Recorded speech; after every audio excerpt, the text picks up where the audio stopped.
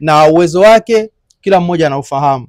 Akiwa anacheza yao Watola Koasi utarudi mwenyewe kuwafananisha na mabeki wazuri ambao wamepitia ndani ya Young African kama kina Fred Mbuna, wakina Shedrack Nsajiga Fuso, wakina Juma Abdul Jafari Mnyamani, ambao wameweza kuhudumu katika namba 2 kwa uaminifu na kwa mafanikio makubwa. Kwa hiyo lazima utakuja utakompare na wachezaji wa staili kama hiyo. Kwa hiyo pasi na shaka yoyote kwamba wachezaji hawa wawili wanahitajika sana katika kikosi cha Young African. Na mimi nafikiri kwa kuweza kuwa na matarajio kwamba wanaweza kurudi katika kiwanja mwezi wa pili mwaka 2026 kwa uhakika zaidi. Mimi nafikiri hii kwa upande wa Young African ni habari njema. Kwa nini habari njema? Kwa sababu tunaona hapa sasa hivi kuna break kwa ajili ya AFCON. Tukishamaliza AFCON maana watarejea mwezi wa kwanza, wataenda kimataifa kucheza na Al Ahly, lakini pia watakuwa wanaendelea na mechi za ligi kuu. Kwa hiyo kipindi hiki ambacho kuna break ya timu za taifa, nafikiri bado recovery inaendelea. Na tumemwona Mzize akiwa anaendelea kufanya mazoezi mepesi akiwa peke yake, lakini pia wakati mwingine akiwa anaingia kiwanjani kufanya mazoezi mepesi na wenzake. Kwa hii ni dalili njema, na kama ongeza kumuhusisha kwenye timu ya taifa, inawezekana jela lake lingekuwa kubwa zaidi. Bana, mambo vipi mwanamichezo mwenzetu popote pale ulipo? Karibu tena dimbani. Jina langu naitwa Cisco. Enjoy tukujuze kile ambacho tumekuandalia bwana. Mambo ni mengi kweli kweli, lakini kubwa zaidi ni pale mitaa Twiga na Jangwani. Njoo niko naye hapa mwamba kweli kweli, Steven mwana wa Mapunda.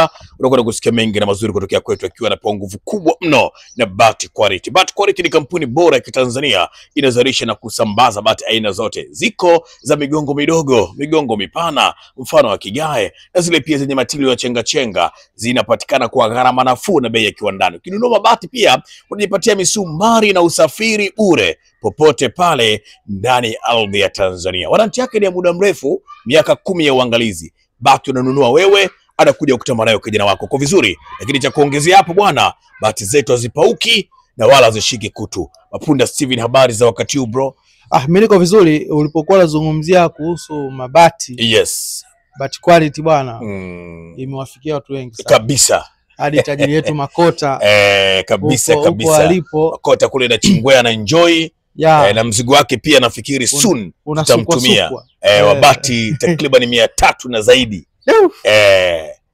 Bat Quality bwana kwa sasa imekuwa mkombozi na watu toka wagundue bati nzuri ambazo zipauki, hazishiki kutu, zinakaa kwa muonekano mzuri, uchanganyaji wake wa rangi unazingatia viwango. Watu wameamua kuichagua Bat Quality. Bado wewe tu unatutazama na uzuri wake kwa mawasiliano yanapita hapo. Mbona hiyo skiz bio hiyo inaopita ndio ina namba zake za simu. Kabisa. Unaletewa bati popote ulipo. Kabisa. Bana, mimi binafsi nafikiri tuanzie pale ambako tulikoishia, na mitaa ya Twiga na Jangwani kwa sasa inazungumza lugha tofauti, lakini baadaye kabisa tutakwenda kuzungumza lugha moja. Binafsi taarifa yao imenishtua kweli kweli, yao Kwasi ya Tohora pamoja naye bwana mdogo, si mwingine mimi napenda kumuita balobalo kijana huyu, Clement Mzize, damu changa, miaka 22, bado mdogo kweli kweli kabisa. Taarifa yao si nzuri sana, lakini inaeleza ya kwamba watarejea dimbani mwishoni mwa Januari na watacheza rasmi mwanzoni mwa Februari. Kwa hiyo hii ni taarifa ambayo imefika mezani kwetu, lakini pia Ali Shabani Kamwe alishaeleza vizuri. Binafsi unaona kwa sasa Young Africans wana uhitaji mkubwa mno na hawa nyota wawili, kabla ya kwenda kumgusa Mudathir Yahya ambaye naye nje anatarajiwa pia kurejea hivyo kwa maana ya mwishoni mwa mwezi wa kwanza na kuitumikia klabu mwanzoni mwa mwezi wa pili. Jibu la moja kwa moja, yes, wanawahitaji wachezaji hawa kwa udi na uvumba. Kwa sababu gani? Kwa sababu tunafahamu nguvu waliokuwa nao Clement Mzize. Mzize ndio mchezaji ambaye alikuwa second top scorer msimu uliomalizika, lakini pia ndio mchezaji ambaye alikuwa katika top level katika msimu uliopita. Hajawahi kuwa katika top level katika maisha yake ya soka yote kama msimu uliomalizika. Aliweza kufanya hivyo akiwa timu ya taifa, aliweza kufanya hivyo akiwa Young African. Kwa hiyo amekuwa ni mchezaji ambaye amekuwa talk of Africa kwa msimu uliomalizika na msimu huu ambao unaanza. Ameweza kuzungumzwa na timu mbalimbali zikiwa zinahitaji huduma yake. Imetajwa Zamalek, imetajwa Pyramids, imetajwa Wydad,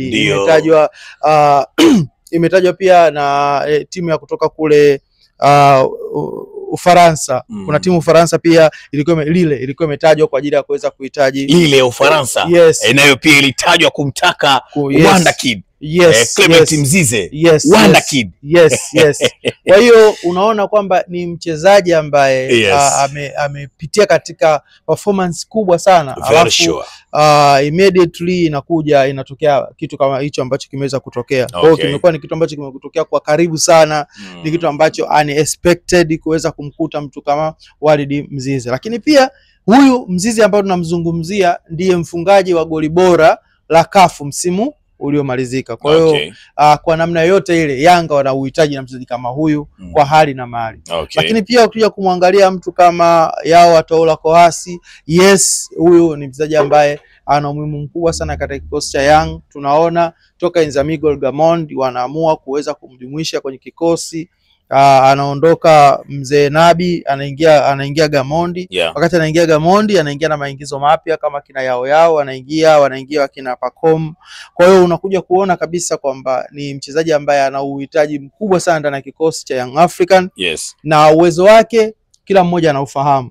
Akiwa anacheza Yao Watola Kohasi utarudi mwenyewe kuwafananisha na mabeki wazuri ambao wamepitia ndani ya Young African kama kina Fred Mbuna, wakina Shedrack Nsajiga Fuso, wakina Juma Abdul Jafari Mnyamani, ambao wameweza kuhudumu katika namba 2 kwa uaminifu na kwa mafanikio makubwa. Kwa hiyo lazima utakompea na wachezaji wa staili kama hiyo. Kwa hiyo pasi na shaka yoyote kwamba wachezaji hawa wawili wanahitajika sana katika kikosi cha Young African.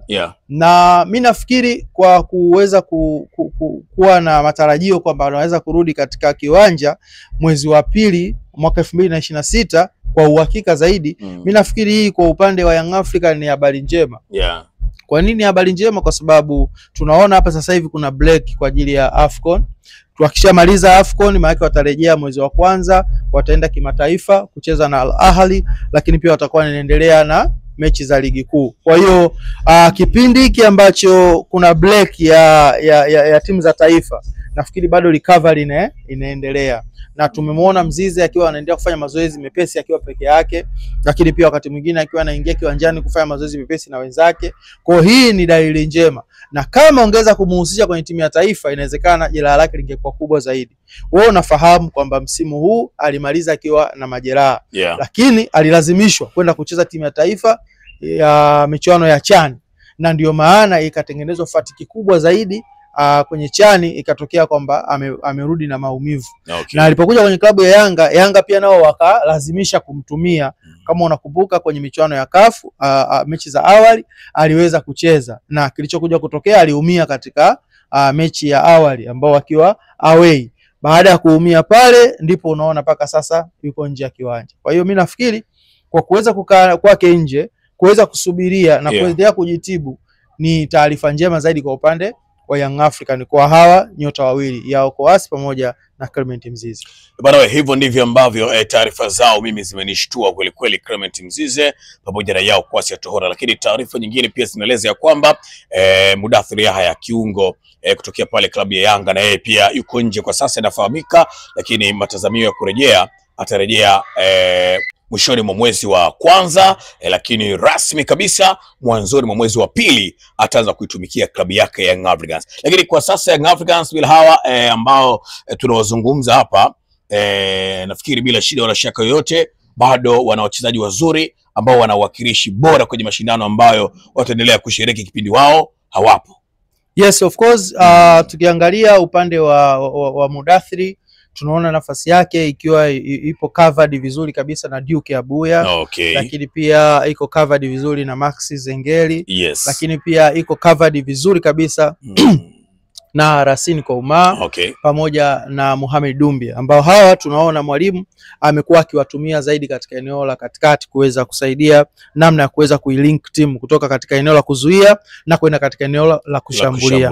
Kwa hiyo nafikiri maeneo hayo tayari wana mbadala ambao wameweza kuleta impact. Ukimwangalia ukianza na Duke Abuya, hajafunga bado kama anachokifanya Mudathiri, mara nyingi sana anakuwa anafunga sana magoli na kupiga simu. Lakini Duke Abuya katika siku za hivi karibuni ameweza kuhusika katika mabao 4 ambayo Yanga wameweza kuyafunga. Okay. Lakini ukiangalia katika mabao 4, mabao 2 yeye ameweza kutoa assist. Ukiangalia goli ambalo analifunga Prince Mpumelelo Dube ni pasi iliyotoka kwake, Dube anapiga kwa kichwa. Ukiangalia goli ambayo alifunga Pacome Pierre Zouzoua ni goli ambayo ni pasi ambayo alipiga penetration pasi Duke Abuya na kuweza kutupia goli. Kwa hiyo unaona kabisa kwamba ni kiungo ambaye tayari ameshaanza kukava yale mazingira ambayo alikuwa anayafanya Mudathiri, tayari kumeshakuwa covered. Lakini pia kadhalika ukija kwa Max Zengeli naye pia ameshafunga, na hiyo kazi ambayo huwa anaifanyaga Mudathiri. Okay. Lakini mtu ambaye anadaiwa kufunga ni Lassine Kouma, ni kutokana na dakika alizopewa. Lakini pia pamoja na Mohamed Dumbia kulingana na dakika alizopewa, lakini pia bado hajaweza kuscore. Lakini ukija kwenye eneo la yao Wataola Koasi yupo Isla Patrick Mwenda, na katika siku za hivi karibuni tumemwona Kibwana Shomali akiwa introduced katika kikosi, lakini still bado ameweza kuiweka eneo la defense kwa very solid. Ni timu ambayo imeruhusu goli moja katika ligi kuu, ni timu ambayo haijaruhusu bao lolote katika hatua ya makundi kombe la klabu bingwa barani Afrika. Kwa hiyo still bado inahesabiwa kwamba ni solid defense ndani ya Young African. Kwa hiyo hakuna shaka yoyote wanapomhitaji yao Koasi, maana yake wanahitaji kuongeza ubunifu zaidi, kuongeza ufanisi zaidi. Nafikiri hicho ndio kitu ambacho Yanga wanakihitaji zaidi, lakini in terms of performance na kuweza kupata impact, tayari hawa defense waliopo wanaweza kuleta impact ndani ya Young Africa. Lakini ukija upande wa forward, kwa upande wa Clement Mzize tunaona kwa Yanga no doubt kwamba paka sasa wamefunga magoli mengi zaidi. Wana magoli nafikiri zaidi ya magoli 11 kwenye ligi kuu, lakini ukiangalia kimataifa wana goli moja, ambao katika magoli hayo ambayo yameweza jumla magoli yao 11, mshambuliaji kinara ambaye ni Prince Dube ametupia magoli 3, kwa maana ya kwamba kwenye ligi kuu ana magoli 2, kwenye CAF Champions League ana goli moja. Na kama unavyojua katika hatua muhimu kama hizi, hatua ngumu kama hizi, huwa mara nyingi sana namba za magoli huwa haziwi kubwa. Unaweza kujikuta unamaliza mechiwano top scorer na magoli 7 au ana magoli 6. Okay. Kwa hiyo kuanza na goli moja kwenye michuano migumu na mikubwa kama hii katika hatua ya makundi, kuwa na goli angalau hata moja katika mechi 2, maana yake kwamba kiwango cha ufanisi ni 50%. Ameweza kukupa katika mechi 2, ameweza kufunga goli moja. Kwa hiyo mimi nafikiri no Clement Mzize, no yao Wataola Koasi, no Mudathiri, no problem. Yes.